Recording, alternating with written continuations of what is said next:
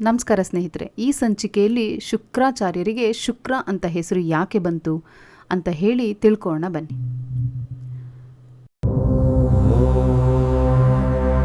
ಒಮ್ಮೆ ಮಂದರ ಪರ್ವತದಲ್ಲಿ ಪರಶಿವನು ತಪಸ್ಸಿನಲ್ಲಿ ಕುಳಿತುಕೊಂಡಿರ್ತಾನೆ. ಆಗ ಜಗನ್ಮಾತೆ ಪಾರ್ವತಿ ದೇವಿ ತಮಾಷೆಗಾಗಿ ಹಿಂದೆಯಿಂದ ಬಂದು ಶಿವನ 2 ಕಣ್ಣುಗಳನ್ನು ತನ್ನ ಕೈಗಳಿಂದ ಮುಚ್ಚುತ್ತಾಳೆ. ಮುಕ್ಕಣ್ಣನ ಕಣ್ಣುಗಳನ್ನು ಮುಚ್ಚಿದ್ದರಿಂದ ಇಡೀ ಬ್ರಹ್ಮಾಂಡವೇ ಒಂದು ಕ್ಷಣದಲ್ಲಿ ಕತ್ತಲಲ್ಲಿ ಮುಳುಗಿಬಿಡುತ್ತೆ.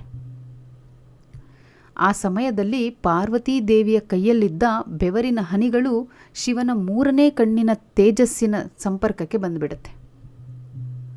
ಆ ಉಷ್ಣತೆ ಮತ್ತು ಬೆವರಿನಿಂದ ಒಂದು ಭಯಾನಕ ಕುರುಡ ಮತ್ತು ಕಪ್ಪಗಿನ ಮಗು ಜನಿಸ್ಬಿಡುತ್ತೆ.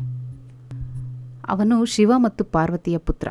ಆದರೂ ಸಹ ಅವನಿಗೆ ಅಂಧಕಾಸುರ, ಅವನು ಅಸುರರನ್ನು ಹೇಗೆ ಸೇರ್ತಾನೆ ಅಂದರೆ, ಹಿರಣ್ಯಾಕ್ಷ ಅಂದರೆ ಹಿರಣ್ಯಕಶ್ಯಪುವಿನ ಸಹೋದರನಿಗೆ ಮಕ್ಕಳಿಲ್ಲದ ಕಾರಣ ಶಿವನನ್ನು ಕುರಿತು ತಪಸ್ ಮಾಡಿರ್ತಾನೆ. ಆಗ ಶಿವ ಅವನಿಗೆ ಅಂಧಕನನ್ನು ಕೊಟ್ಟಿರ್ತಾನೆ. ಹಾಗಾಗಿ ಅವನಿಗೆ ಅಂಧಕಾಸುರ ಅಂತ ಹೇಳಿ ಹೆಸರು ಬಂದಿರುತ್ತೆ. ಅವನು ಹಿರಣ್ಯಾಕ್ಷನ ಸಾಮ್ರಾಜ್ಯವನ್ನು ಆಳ್ವಿಕೆ ಮಾಡ್ತಿರ್ತಾನೆ. ಅವನು ಹುಟ್ಟುತ್ತಲೇ ಕುರುಡನಾಗಿದ್ದರೂ ತನ್ನ ಮನಸ್ಸಿನ ಶಕ್ತಿಯಿಂದಲೇ ಎಲ್ಲವನ್ನ ನೋಡುವ ಸಾಮರ್ಥ್ಯವನ್ನು ಪಡ್ಕೊಂಡಿರ್ತಾನೆ. ಅವನು ಅಸುರರ ಸಾಮ್ರಾಜ್ಯವನ್ನು ವಿಸ್ತರಿಸಬೇಕು ಅಂತ ಹೇಳಿ ಬ್ರಹ್ಮದೇವನನ್ನು ಕುರಿತು ತಪಸ್ ಮಾಡ್ತಾನೆ. ಅವನೂ ಸಹ ಬ್ರಹ್ಮದೇವರಲ್ಲಿ ಅಮರತ್ವದ ವರವನ್ನು ಕೇಳ್ಕೊತಾನೆ.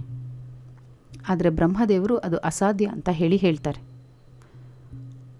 ಆಗ ಅವನು ಬುದ್ಧಿವಂತಿಕೆಯಿಂದ, ನಾನು ಜಗತ್ತಿನಲ್ಲಿ ಅತ್ಯಂತ ಶ್ರೇಷ್ಠವಾದ ತಾಯಿಗೆ ಸಮಾನಲಾದ ಸ್ತ್ರೀಯನ್ನು ಕಾಮದೃಷ್ಟಿಯಿಂದ ಮೋಹಿಸಿದಾಗ ಮಾತ್ರ ನನಗೆ ಸಾವು ಬರಲಿ ಅಂತ ಹೇಳಿ ಕೇಳ್ಕೊತಾನೆ. ಅವನ ದೃಷ್ಟಿಯಲ್ಲಿ ತಾಯಿಯನ್ನು ಯಾರೂ ಮೋಹಿಸುವುದಿಲ್ಲ, ಹಾಗಾಗಿ ನನಗೆ ಸಾವೇ ಬರುವುದಿಲ್ಲ ಅಂತ ಹೇಳಿ ಆ ವರವನ್ನು ಕೇಳ್ಕೊತಾನೆ. ಬೇರೆ ಯಾರಿಂದಲೂ ನನಗೆ ಸಾವು ಬರಬಾರ್ದು ಅಂತ ಹೇಳಿ ಕೇಳ್ಕೊತಾನೆ. ಆಗ ಬ್ರಹ್ಮನು ಅವನಿಗೆ ವರವನ್ನು ನೀಡ್ತಾನೆ. ಈ ವರ ಸಿಕ್ಕ ಮೇಲೆ ಅವನು ದೇವಲೋಕ, ಭೂಲೋಕ ಎಲ್ಲವನ್ನ ಗೆದ್ಕೊತಾನೆ. ಅವನು ಅತ್ಯಂತ ಕ್ರೂರಿಯಾಗ್ಬಿಡ್ತಾನೆ. ಅಧಿಕಾರದ ಅಮಲಿನಲ್ಲಿ ಅವನು ಮನಸ್ಸಿಂದಲೂ ಅಂಧನಾಗ್ಬಿಡ್ತಾನೆ. ಅಧಿಕಾರದ ಅಮಲು ಮನುಷ್ಯನಿಗೂ ಸಹ ತಲೆಗೇರಿದಾಗ ಬುದ್ಧಿಭ್ರಮಣೆಯಾಗುತ್ತದೆ ಅನ್ನೋದಕ್ಕೆ ಈ ಅಂಧಕನೇ ಸಾಕ್ಷಿ. ಒಮ್ಮೆ ಅವನ ಮಂತ್ರಿಗಳು ಮಂದರ ಪರ್ವತದಲ್ಲಿ ಅತ್ಯಂತ ಸುಂದರವಾದ ಒಬ್ಬ ಸ್ತ್ರೀ ಒಬ್ಬ ಸನ್ಯಾಸಿಯೊಂದಿಗೆ ಇರುವುದನ್ನು ನೋಡಿ ಅಂಧಕನಿಗೆ ಬಂದು ಹೇಳ್ತಾನೆ. ಅಂದರೆ ಅದು ಯಾರೂ ಅಲ್ಲ, ಸಾಕ್ಷಾತ್ ಶಿವಪಾರ್ವತಿ. ಜಗತ್ತಿನಲ್ಲಿ ಇರುವಂತಹ ಎಲ್ಲ ಸುಂದರವಾದ ವಸ್ತುಗಳು ತನ್ನದೇ ಆಗಬೇಕಂತ ಹೇಳಿ ಅವನಿಗೆ ಹಠ ಇರುತ್ತೆ.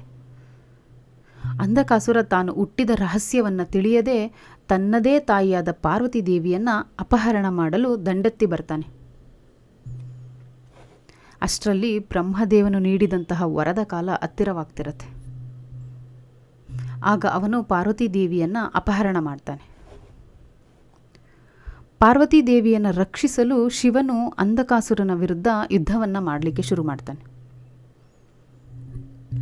ಈ ಯುದ್ಧದಲ್ಲಿ ಅಸುರರು ಸಾಯ್ತಾ ಇರ್ತಾರೆ. ಸಾಯ್ತಾ ಇದ್ದಂಥ ಅಸುರರನ್ನು ಶುಕ್ರಾಚಾರ್ಯರು ಮೃತ ಸಂಜೀವಿನಿ ವಿದ್ಯೆಯಿಂದ ಬದುಕಿಸ್ತಾ ಇರ್ತಾರೆ. ಆಗ ಶಿವನಿಗೆ ಕೋಪ ಬರುತ್ತೆ. ಶಿವನ ಗಣಗಳು ಅಸುರರನ್ನು ಕೊಲ್ಲುತ್ತಿದ್ದರೆ ಶುಕ್ರಾಚಾರ್ಯರು ತಮ್ಮಲ್ಲಿದ್ದ ಮೃತ ಸಂಜೀವಿನಿ ವಿದ್ಯಾಬಲದಿಂದ ಸತ್ತ ಅಸುರರನ್ನೆಲ್ಲನೂ ತಕ್ಷಣವೇ ಮತ್ತೆ ಬದುಕಿಸ್ತಿರ್ತಾರೆ. ಇದರಿಂದಾಗಿ ಶಿವನ ಸೈನ್ಯ ಎಷ್ಟೇ ಹೋರಾಡಿದರೂ ಅಸುರರ ಸೈನ್ಯ ಕಡಿಮೆನೇ ಆಗ್ತಾ ಇರೋದಿಲ್ಲ. ಯುದ್ಧ ಹೀಗೆ ಮುಂದುವರೆದರೆ ಅಸುರರನ್ನು ಸೋಲಿಸಲು ಸಾಧ್ಯ ಇಲ್ಲ ಅಂತ ಹೇಳಿ ಶಿವನಿಗೆ ಅರ್ಥ ಆಗುತ್ತೆ.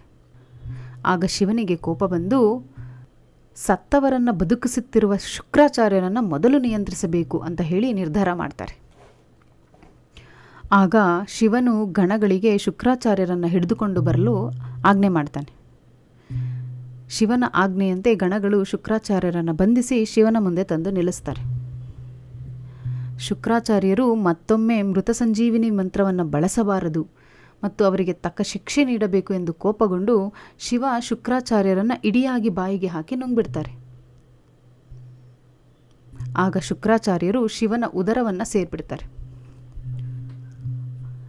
ಅವರು ಶಿವನ ಹೊಟ್ಟೆಯೊಳಗೆ ಇರುವುದರಿಂದ ಯುದ್ಧದಲ್ಲಿ ಸತ್ತ ರಾಕ್ಷಸರನ್ನು ಬದುಕಿಸಲು ಸಾಧ್ಯ ಆಗೋದಿಲ್ಲ. ಅಂತಿಮವಾಗಿ ಅಸುರರು ಯುದ್ಧದಲ್ಲಿ ಸೋಲ್ತಾರೆ. ಆಗ ಶಿವನು ತನ್ನ ತ್ರಿಶೂಲದಿಂದ ಅಂಧಕಾಸುರನ ಎದೆಗೆ ಚುಚ್ಚಿ ಅವನನ್ನು ಮೇಲೆತ್ತುತ್ತಾನೆ. ಆದರೆ ಬ್ರಹ್ಮನ ವರದ ಪ್ರಕಾರ ಅಂಧಕನ ರಕ್ತದ ಒಂದು ಹನಿ ನೆಲಕ್ಕೆ ಬಿದ್ದರೂ ಅದರಿಂದ 100 ಹೊಸ ಅಂಧಕಾಸುರರು ಹುಟ್ಟುತ್ತಿದ್ದರು. ಇದನ್ನು ತಡೆಯಲು ಶಿವನು ತನ್ನ ಶಕ್ತಿಯಿಂದ ಮಾತೃಕೆಯರನ್ನು ಸೃಷ್ಟಿಸ್ತಾನೆ.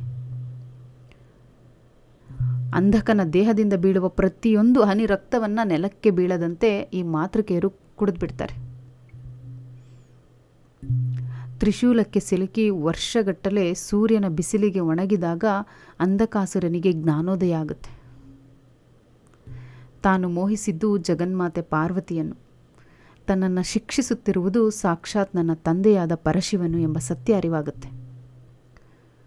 ಆಗ ಅವನು ತಕ್ಷಣವೇ ಶಿವ ಪಾರ್ವತಿಯರ ಬಳಿ ಕ್ಷಮೆಯನ್ನು ಕೇಳ್ತಾನೆ.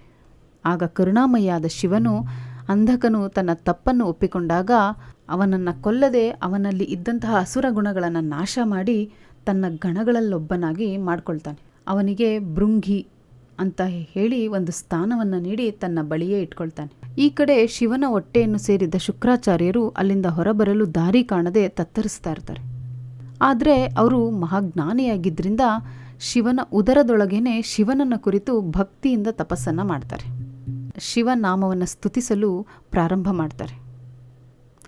ಅವರ ಭಕ್ತಿ ಮತ್ತು ಆ ಸ್ತುತಿಗೆ ಶಿವನು ಪ್ರಸನ್ನನಾಗ್ತಾನೆ. ಆಗ ಶಿವ ಅವರನ್ನು ಬಾಯ ಮೂಲಕ ಹೊರಗೆ ಹಾಕುವುದು ಸರಿ ಬರೋದಿಲ್ಲ ಅಂತ ಹೇಳಿ ಅವರನ್ನು ತನ್ನ ಶುಕ್ಲದ ರೂಪದಲ್ಲಿ, ಅಂದರೆ ತನ್ನ ವೀರ್ಯದ ರೂಪದಲ್ಲಿ ದೇಹದಿಂದ ಹೊರಗೆ ಬಿಡ್ತಾನೆ. ಶಿವನ ದೇಹದಿಂದ ಶುಕ್ಲದ ರೂಪದಲ್ಲಿ ಮಗುವಿನಂತೆ ಹೊರಬರ್ತಾರೆ.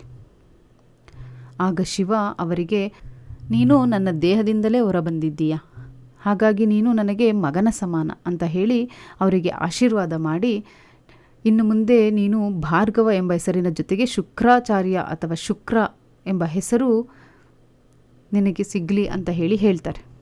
ಹೀಗೆ ಶುಕ್ಲದ ರೂಪದಲ್ಲಿ ಹೊರಬಂದ ಕಾರಣಕ್ಕಾಗಿಯೇ ಅವರಿಗೆ ಭಾರ್ಗವ ಎಂಬ ಹೆಸರಿನ ಜೊತೆಗೆ ಶುಕ್ರ ಎಂಬ ಹೆಸರು ಕೂಡ ಬಂತು.